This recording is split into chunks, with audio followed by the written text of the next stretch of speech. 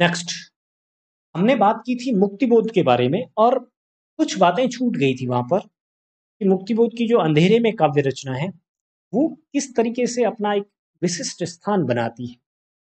यहाँ कुछ हम तथ्यात्मक तरीके से बात करेंगे। अंधेरे कविता की शुरुआत कुछ इस तरीके से होती है कि जिंदगी के, और उसके बाद एक लंबा साइलेंस है। फिर उसके बाद है कमरों में अंधेरे हैं, लगाता है चक्कर कोई एक लगातार, आवाज पैरों की देती है सुनाई, बार बार बार बार, वह नहीं दिखता है। दिखता नहीं है, तमाम कोशिशों के बावजूद उस अंधेरे बंद कमरों में कौन है वो स्पष्ट रूप से नहीं दिखता है, किंतु घूम रहा है लगातार। ये एक ऐसी रचना है अंधेरे में जिसके बारे में बहुत बात की जाती है। लंबी कविता के तौर पे इसको जाना जाता है। इस कविता के बारे में थोड़ी सी बात कर लेते हैं। मुक्तिबोध की अन्य कविताएं जो चर्चित रही है, अंधेरे में ब्रह्म राक्षस, अंतःकरण का आयतन और भूल गलती इत्यादि। अंधेरे में का पहला प्रकाशन कल्पना पत्रिका में हुआ 1964 में, और इसका नाम तब क्या था, आशंका के द्वीप अंधेरे में। आशंका के द्वीप अंधेरे में इस शीर्षक से ये रचना प्रकाशित हुई थी। तो आपसे पूछा जा सकता है कि अंधेरे में कविता का पहली बार क्या शीर्षक था जब वो प्रकाशित हुई थी कल्पना पत्रिका में 1964 में। तब उसका नाम था आशंका के द्वीप अंधेरे में। रामस्वरूप चतुर्वेदी लिखते हैं कि मुक्तिबोध का काव्य संकलन चांद का मुंह टेढ़ा है एक बड़े कलाकार की स्केच बुक जैसा दिखाई देता है, लगता है।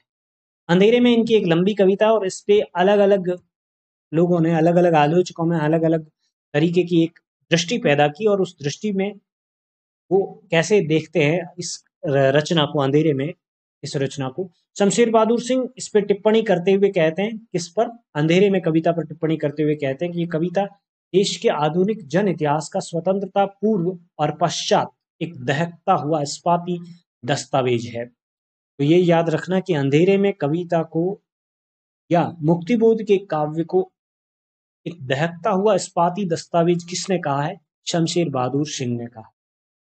इसमें अजब और अद्भुत रूप से व्यक्ति और जन का एकीकरण हुआ है। ये मैंने पहले भी बताया था, समष्टि और व्यष्टि, इन दोनों का एकीकरण, इन दोनों का एकाकार मुक्तिबोध की अंधेरे कविता में दिखाई देता है।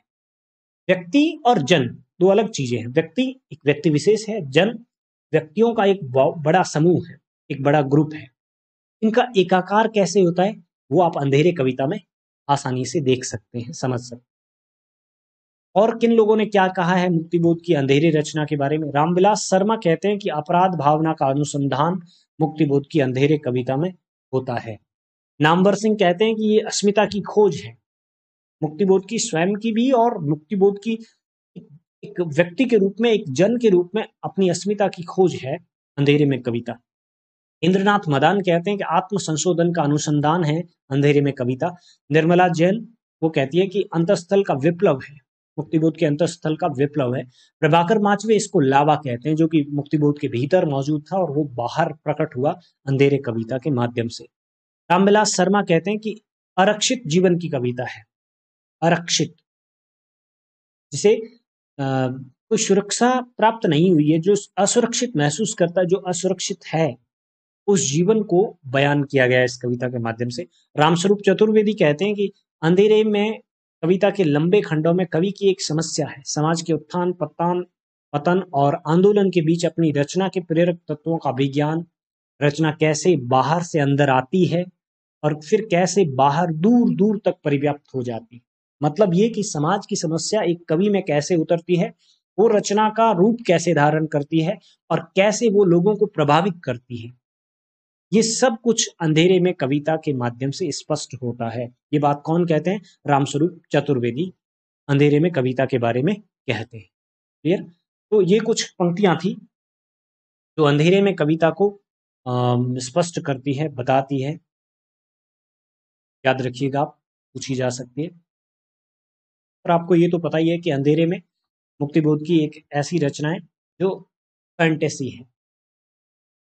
तो मुक्तिबोध खुद क्या बोलते हैं, ये फैंटेसी है, कल्पना लोक है मेरा, तो मैंने खुद क्रिएट किया है, इसका डिजाइनर मैं खुद हूं।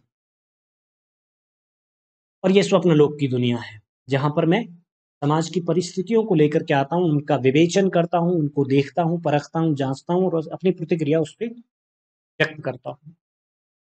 फिर तो ये सारी मोस्ट इम्पोर्टेंट लाइन्स हैं जो आपको याद रखनी चाहिए, परीक्षा की दृष्टि से बहुत ज़्यादा महत्वपूर्ण है।